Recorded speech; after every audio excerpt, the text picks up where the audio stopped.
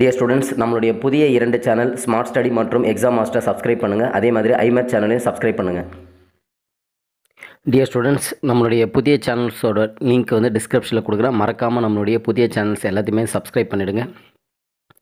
Today எதை பற்றின video அப்படின்னா 10th ஸ்டாண்டர்ட் மேக்ஸ்.